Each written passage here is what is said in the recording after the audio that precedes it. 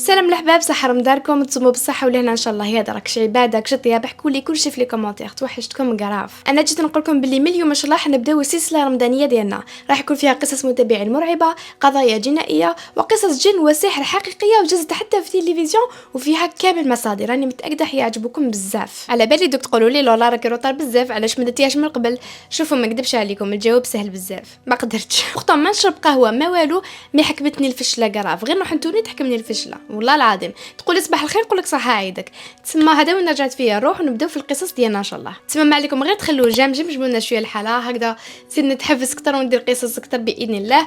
واذا راكم جدد معنا ديروا ابوني هكذا يوصلكم كامل القصص تاع رمضان. وشوفوا الحباب، عندي طلب صغير ليكم، يا ليت ما تردونيش. حليت باج فيسبوك ودرت فيه محتوى جديد ومتنوع ما كانش في يوتيوب، عباره عن قصص اجتماعيه نقصروا بودكاست فريمون هايل وتعبت عليه. تسمى اذا حابين تسمعوا قصص جديده ومتنوعه وما كانش في يوتيوب، ما عليكم غير تروحوا فيسبوك، الرابط راهو في الوصف الاول، تاخذ منكم ما دقيقه ومنها دعموني. وبلا ما نطول عليكم يلا نبداو في القصص تاع اليوم. كاين زوج قصص تاع السحر والجن بزاف يخوفوا، يعني فريمون ما طراطوهمش. وقصه واحده اخرى ماشي السحر والجن بصح بزاف تخوف، صارت المتابعه مع صاحب خوها، تخيلوا يعني كارثه بسيكوبات. القصه الاولى بعنوان المراه ولا الجنيه اللي سلكتني في الصحراء. سلام لالا، واش راح نحكي لك اليوم صرالي في 2018. هذاك الوقت كنت نسكن في بليده، وكان في عمري 24 سنه، وكنت ومازالني نخدم في الدوله، وجاتني خدمه في الصحراء. بصح واش صرالي التم جا من ننسى حياتي كامله. رفضت طوموبيلتي ورحت على ربي نفريش غالاتي ونعاود ندخل للدار. كي وصلت للتم لو 4 جور بالتحديد، واحد من اللي خدمت معاهم عرضني العرس خوه، وانا جامي تجوزت عرس في الصحراء. تما قلت علاش لا هكذا اموا نعرف عاداتهم وتقاليدهم. والله ما شاء الله جاز كل شي بيان، ندهشت من الكرم ديالهم، ما يعرفوني ما والو ورحبوا بيا بزاف. هي صح ناس الصحراء ما شاء الله معروفين بالكرم ديالهم، تحياتنا ليهم. كنا سهرانين حتى انا خرجت نتكيف قدام الدار نورمال، مي في ضربه سمعت شغل صوت تاع طاقه انفتحت مورايا. كي درت صبتها مرا شويه كبيره، قولي 61 سنه هكذاك. انا احتراما لها قلت لها السلام عليكم يما. قالت لي سلام وليدي واش راك؟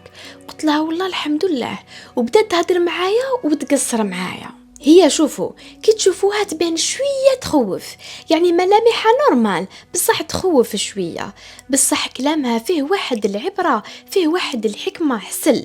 وبدات تحكي لي على بنتها، شغل تحكي بالباسي وعينيها مغرغرين بالدموع. قلت لها يما غير الخير ان شاء الله، راكي تباني حزينه شويه. قالت لي يا وليدي القلب مازال مقطع على بنتي، غدروني في بنتي وهي صغيره وشابه. قلت لها ربي صبرك يا يما، على بالي قلبك راهو محروق. ما هي شافت فيا مليح وقالت لي واش مصبر بقى يا وليدي، ماتت عندها 80 سنه. 80 سنه لوغ كو السيد قال بلي يعني تبان في عمرها 60 سنه برك، يعني كيفاش ماتت قبل ما تولدها؟ بيزار بزاف. انا صرالي ايغور في راسي على كل حال، كيفاش هذه 80 سنه وهي تبان ما تفوتش 60 سنه؟ بقيت نشوف فيها وساكت. من بعد قلت بالك خرفت مسكينه ولا معليش، وكملت نهضر معاها. وبدات تهضر معايا تسقسيني على لا فامي ديالي، اذا متزوج ولا لا. وفي ضربه قالت لي وين ترجع للبليده؟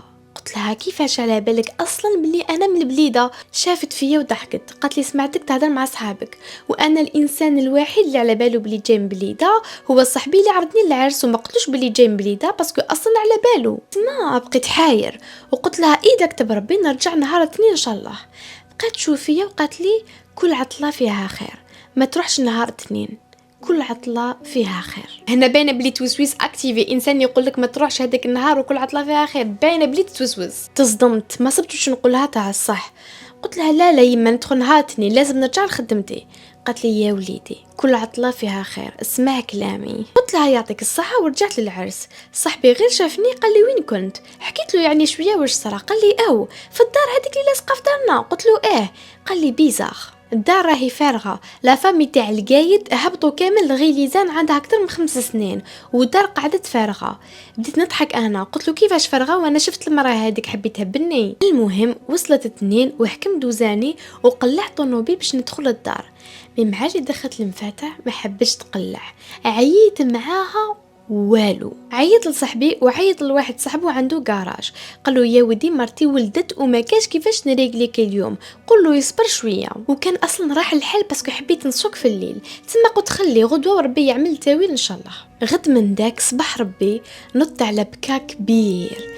كي خرجت نشوف واش راه صاري، قالك 6 داروا اكسيدون بزاف خطير، وكاين اللي سلكوا منهم وكاين لا في نفس الطريق اللي انا كنت رايح لها وفي نفس الوقت اللي كنت مقلع فيه. يا جدك لا بانيك، تما هذيك المراه كان عندها الحق. سبحان الله، ركيبي فشلوا تاع الصح ما قدرتش نوقف، وتفكرت ديريكتومون هذيك المراه ورحت نتجي لهذيك الدار ونطبطب وحتى نخبط بما كاين حتى واحد. عيط لصاحبي مبانيكي وحكيت له كل شيء، قال لي خير راهو قضاء وقدر، ساعتك ما جاتش هذا ما كان. مي انا بقيت مشوكي وراك شوكيتنا معك على كل حال.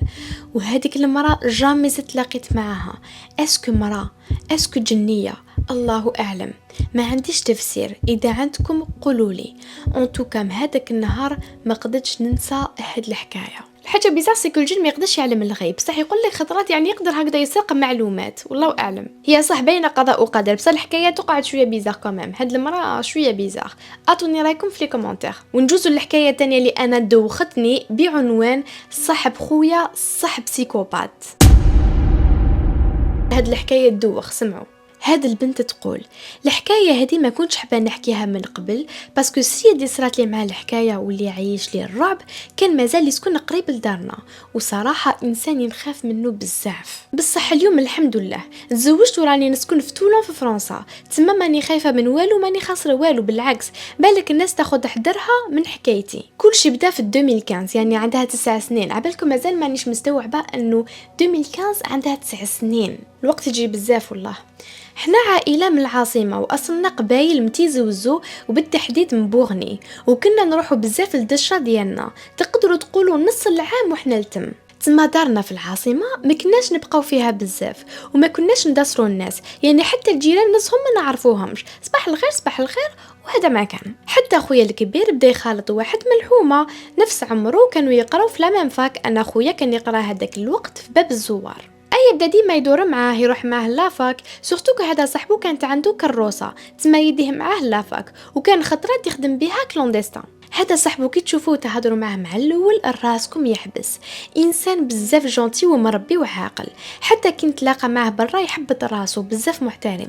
تما حنا في الدار كنا كامل نحبوه. بعديش داروا ماركيتو من الحكايات كامل يبداو بزاف جونتي بزاف عاقل ومحترم، جينيرالمون تخلص مال. واحد النهار كان عندي اكزامان وما فطنتش، تبانيكيت والحاله ميته بالخوف كان راطيه، وكان اصلا اكزامان تاع غاتراباج تما العام باي. عيط لخويا الكبير قلت له كان نروح في الكوس امبوسيبل نوصل.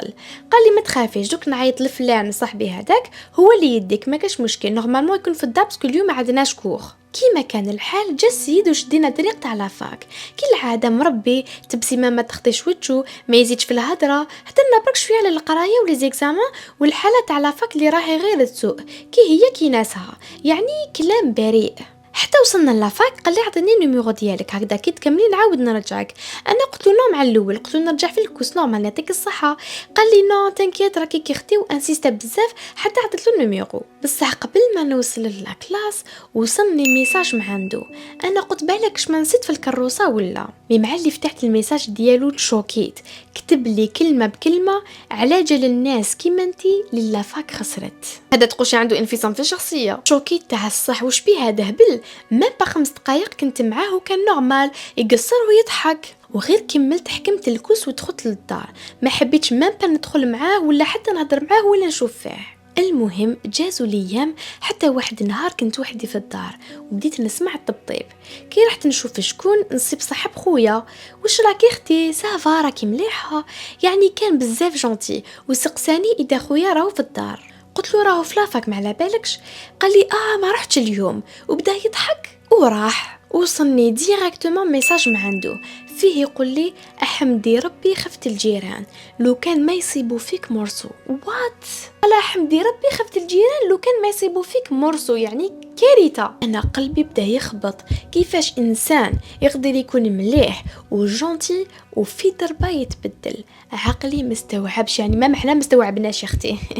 وقلت له اسمع راهم هادرين عليا تما خطيني، ولا والله نقول لخويا يقتلك نورمال. تكتب لي هضرين عليك وانا وش دخلني، حسبت لك عيني فيك يا وحب نقطعك طرف بليزير ديالي نشوفك تتعذبي. صح علاش ما فهمت كيفاش انسان يقدر يقول لك هكذا وهو ماشي حقد عليك، بزاف بيزار. يا لولا ماني نزيد عليك حرف، قالها لي هكذا ومازالهم لي ميساج عندي لليوم.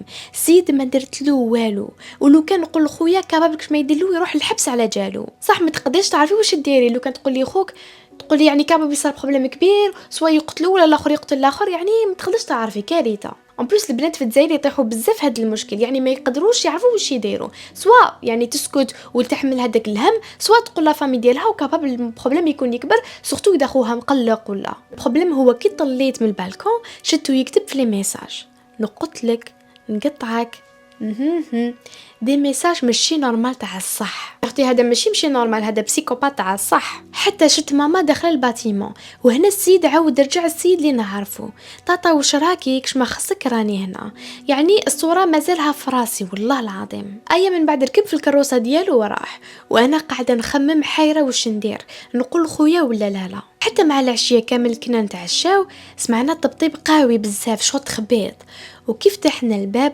صبنا خويا قريب ما يتغاشى ووجهو كامل دم. شتو تاع ما كاين حتى بلاصه ما فيهاش الدم هكذاك بالذات، تشوكينا وما فهمنا والو. نيفو حاشاكم كان مكسر ومعوج كامل، الدار كامل ولا الدم. ماما تعيط واش راه صاري، قال لنا فلان ما على باليش واش صرالو، وهذا فلان هو صاحبه. عيطنا لواحد جانا ديه للسبيطار وين قعد 3 ايام، ايماجينيو تلمو وجهو كان مخسر. كارثه. قالنا باللي كان في لافاك نورمال، حتى جا لي صاحبو وقال له ارواح نوصلك للدار، وهما في الطريق حبس في واحد البلاصه مخبيه شويه وقال له احبط، وبدا يضرب فيه باللي حديد الوجه وبلا سبه. خويا قال لنا لو كان ما دافعت شويه على روحي كان راح يقتلني. المشكل صح ما على بالوش علاش. انا لتم وريت له كامل لي ميساج وهدرت معاه وبديت نبكي تشوكه تاع الصح. قال لي تسمى واش ما قدرش يديروا فيك داروا فيا، على بالكم كامل لا فامي شوكينا. هاد السيد اللي خويا دارو كي خوه ودخلوا حتى للدار ودار فيه ثقه عاميه، باسكو زعما ناس ملاح صدق بسيكوبات. ولو بيغ كامل سيكو لليوم ما على بالناش علاش دار فينا هكذا، لليوم ما عندناش جواب. شكا بيه خويا ودخلوا 3 موا للحبس، وكي خرج راح يسكن مع باباه. مي خطرات يجي للحومه كومام، مي مازال جدنا لا فامي ديالنا الحمد لله على كل حال، باسكو هذا تسني منه كلش، يعني كاباب بعد حتى يحرق بيكم الدار ولا طق على روحه. وهذه هي الحكايه لولا، لليوم مازلنا مصدومين. ايماجين واش هذا الانسان كان قادر يدير، ايماجين لو كان قتل خويا باسكو هذاك واش كان ناوي. سمحي لي بصح هذا ما لازملوش غير الحبس، هذا لازم شويه يداوي باسكو ماشي نورمال على كل حال. راهو فات الانفصام الشخصيه. ربي بعد علينا هاد العباد. على بالكم خطات كي نسمع هاد الحكايه نقول اسكو هاد الصوالح صح يصراو، شوت تلمو تبان لي امبوسيبل هاد الصوالح يصراو في الجزائر نتشوكا، وبعد نروح نشوف التحريات نقول واه يصراو حتى بيغ بعد شويه. يا ربي. جوزو الحكايه الثالثه اللي بزاف تخوف وتحزن بعنوان معاناه اختي الكبيره اللي سحروها في عيد الكبير. هاد البنت تقول هاد الحكايه صرات عندها 15 سنه، ولحد الان حتى واحد من العائله تاعي قدر يتخطاها ولا ينساها، بالخصوص اختي اللي اليوم مازالها تتعالج عند طبيب نفسي. 15 سنه ومازالها تتعالج لبشاعه اللي شافته وعاشته. كنا عايشين الحمد لله، ما عدناش وما خصناش، كنا بابا ويما واختي الكبيره وخويا وانا صغيره تاع الدار. الاب والام ديالنا كانوا ميامنوش بالجن والشياطين والعياذ بالله، حتى صفات الكارثه اللي بدت لهم كامل النظره ديالهم. والله راني نسمع اصوات غريبه بصح مستحيل انا في رمضان. ايما توسويس، اقسم بالله غير توسويس. عبالكم شو سمعت اصوات والله العظيم ما نستكلم عليكم، مي رمضان ما كاش بالك الناس جيران جامي سمعتم. ماشي وقتكم كامل الجيران والله ما وقتكم، خلوا الواحد حم باباكم. خلوا الواحد يكمل فيديو ما يهبش من عقله. اقسم بالله قلبي يخبط السنه، وانا راك دير لي وانا تخوف فيا وانا تخوف فيا، راني ميته بالخوف. راح ماما انت اللي كدرت لي هذا الخوف كامل. هادي بوتك ابو انا جو حكايه حبوك ما تجيش تخوفني والله غير راني موسوسه. المهم سلامات نكملوا. في يومها كان عيد الكبير، وكي خلاص بابا ذبح راح يدوش وخلى اختي ويما وخويا يسيقوا الكراج، حتى دخلت اختي الكبيره وقالت اليما شفتي هذاك البنادم اللي جاز منا طويل ويخوف وشاف فيا وضحك لي. قالت لها يما لا ما جاز حتى واحد منا، راكي تتخيلي برك. وزاد اكد لها خويا كلام ماما. المهم هذيك الليله اختي كامل ما رقدتش مسطر ولي كوشمار. وتخيلوا انا كنت صغيره هذاك الوقت وشفتها تعيط وتحكي وحدها وتقول خطيني بعد عليا ما تضربنيش خلاص. من المشكل انه هذاك اليوم اختي تبدلت قراف ولات ما تحبش تقرا، تقعد ديما وحدها، كي تنوض الصباح تلقاها يما كامل زرقاء وحاشاكم تبلل فراشها وتقولها يما وش بيكي علاه تلقي في روحك كي كبيره. واختي غير تبكي وتقولها والو ما كاين والو. وشحال من مره نستنوها تخرج من ليكول ما ترجعش حتى يجيبها الجار ويقولنا لقيناها في مكان معزول وحدها. وبابا يبدا يضرب فيها ويقولها حبات بهدليني نبعتك تقراي وانت تروحي وين تروحي. واختي غير تبكي ما تقول والو. ولات كل يوم هكذاك كي تنوض صباح زرقاء كاع ويعني تبلل فراشها وما تروحش تقرا. حتى بابا عيا وحبسها من القرايه. كان في وقتها عم بتلو عندها صحاب ولا يعني تبع اصحاب السوء وزيد علاماتها طاحوا ديريكت اي حبسها من القرايه. حتى في واحد اليوم راحت اختي عند بابا وقالت له راني حابه ناكل بوزلوف. جابوا بابا وطيباتو يما. وكي وصل الوقت باش نتعشاو راحت يما الكوزينه باش تجيب هذيك الكوكوطه لقاتها فارغه حتى العظم وما كاش. وحنا كامل مخلوعين شكون يقدر ياكل كوكوطه كامله وحتى العظم وكلاوه. وبابا ديريكتومون حس باللي اختي هي اللي قامت بهذا الشيء. راح لعندها وزاد تأكد باللي هي كامل الحوايج حاشاكم مسخين وبدات تعيط عليها يما علاه درتي هكذا وش بيه كيفاش قدرتي تاكلي العظم. اختي غير تبكي وتعيط ماشي انا اللي كليتو عييت وراني حابه نموت هو اللي كلاه. وفي هذيك الدقيقه صراشي لصدمنا كامل شفنا في اختي تولي الزرقاء كشوط واحد يضربها نسمعوا الحس هذاك كان الجن يضربها بصح ما نشوفوا والو. في هذيك الدقيقة تضحت الصورة ديريكتومون عندنا. دينا اختي عند الراقي وكي لقاها حكى الجن على لسان اختي انه عايش معاها لمدة 5 سنين وما عندوش استعداد يفارقها. بصح الراقي قالوا اذا ما طلعتش منها نحرقك بالقرآن. بصح قبل ما تخرج حب تقولي شكون بعتك. قالوا الجن واحد من لافامي تاعها اللي قراب ليهم. راحت عند واحد الشوافة ودات له حوايجها وانا كي شفتها عجبتني وتزوجت بيها وكنت ديما نديها معايا لداري وتشوف مرتي وولادي. هنا بابا تصدم وعاود تفكر كي كانت تروح المناطق معزوله. بدا يبكي قراف غاتو بنته علاه داروا لها كامل هكذا. وسقسى هاد الخطره الراقي قالوا شكون نعمل هكذا. بصح الراقي قالوا ما نقولكش هذا حرام ما نقطعوش صله الرحم.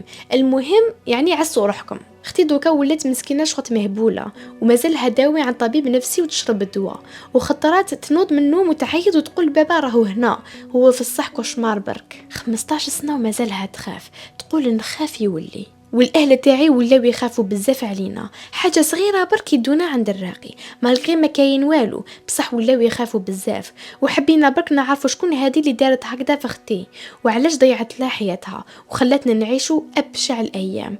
وهذه هي حكايتي. كارثه ولا غير كارثه الوعره كامل سيكو ما تقدرش تعرف شكون ما تولي تشك في كامل الناس. هذيك هي الوعره بالك انسان يكون بنيته معك تشك فيه كمان. على كل حال يحليل باينه بلي تتوسوس من كامل الناس ربي يجيب الخير. هادوما الحكايات الحباب بعتوا لي حكاياتكم في الايميل ديالي راهو في صندوق الوصف. ما تنساوش تخلوه جام عمروها بلا جام وابونيو هكذا يوصلكم كامل القصص. وكما قلت لكم تهلاو فيسبوك وسلام.